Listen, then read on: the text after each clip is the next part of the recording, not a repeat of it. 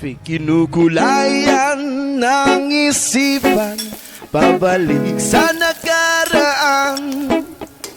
Huwag mo nang balikan, patuloy ka lang masasaktan. Hindi na kulang kakaisip sa isang magandang larawan. Paulit-ulit na binabanggit ang pangalang nakasanayan. Pinagtampo, ngunit hindi tinatana.